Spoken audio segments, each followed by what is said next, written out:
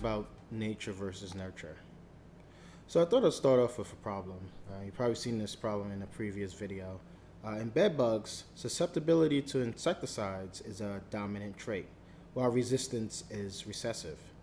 You cross two heterozygous bed bugs and predict that 75% of them will be susceptible, 25% of them will be resistant.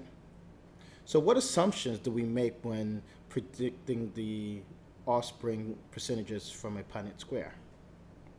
So when you think about, make a list of these assumptions we're making when we're solving these kind of problems.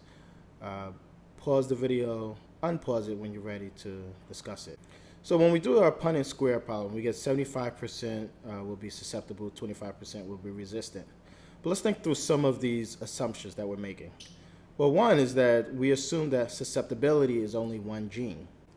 If susceptibility is coded by more than one gene, then solving a Punnett square for using only one gene is not going to be very helpful.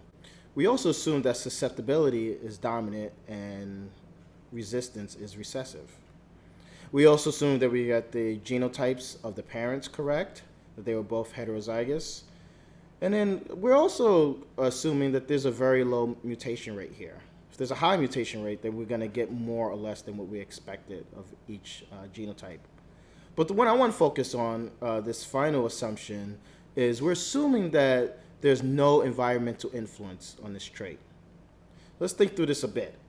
If susceptibility was affected by the environment of the bed bugs, then just knowing the genotypes of the bed bugs will not give us an accurate prediction. This brings us to an example that I want to quickly talk about. In Siamese cats, the inherited gene for coat color is inactive or shut down or cut off at warm temperatures, but is active at cooler temperatures. So look at this photo of the Siamese cat. How does this explain the color pattern of the cat in the picture? Think about it for a moment. Pause, unpause when you want to discuss. So you probably deduce that this color gene creates the black color. At the extremities where the body's colder, this gene is active and is making the cat black at that color. But where it's warmer, so in the core of the body, the center of the body, this gene is cut off. And that's why you see the white color. I think this is a good example of the nature versus nurture debate. The nature-nurture debate is a conversation about how traits are determined. The nature part of the debate is saying that traits are determined by genetics, purely genetics. So if you know the genotype, that will give you the phenotype of the person. The nurture part of the debate says that the environment determines the trait. So knowing the genotype is not going to be very helpful. Knowing the environment is going to be very helpful. And of course, there can be a combination of the two, nature and nurture for traits. So we think about traits, perhaps they are determined on a continuum. So on one extreme will be genetically determined, or nature, and the other extreme will be environmentally determined, or nurture. So think about a few examples, some straightforward examples. So you know about Down syndrome, that's an extra chromosome of the 21st pair. And if you have that extra chromosome, you have Down syndrome.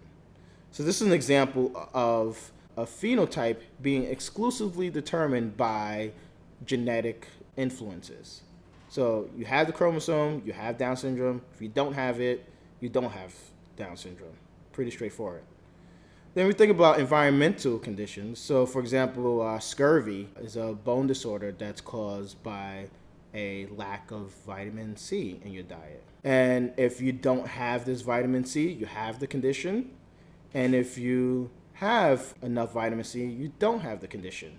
So this is purely environmental trait. The environment, the presence of vitamin C, determines whether you have the trait. Something like heart disease, though, might be right in the middle of this continuum, because we know there are genetic predisposition to heart disease, but then your diet is also going to influence whether you have heart disease. So that's probably a really good example of something that's nature and nurture. So the question is, well, how do you know if you have data? How do you know if it is genetically determined or if it's environmentally determined? So we go back to this bed bug example. Let's say we collect some data and we're trying to figure out if the susceptibility trait is influenced by the environment? Well, one thing that could be helpful here is that we have this observed data. Well, we can compare it to our expected data. So we can perform a chi-square analysis where we put in our observed data in the chart, and then we have to put in our expected data. So you think about what's our expected data in this case? Well, if it was purely genetically determined, we do have expectations, right? So our Punnett square, our percentages of 75-25, if we can convert that into actual numbers, then we could put those expected numbers into the chi-square table.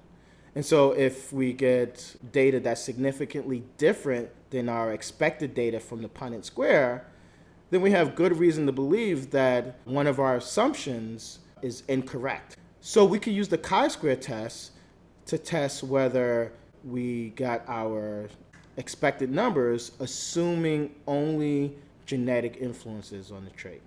So hopefully I've given you a good intuition about the nature versus nurture debate and how to solve problems to determine if a trait is genetically determined. Thank you so much.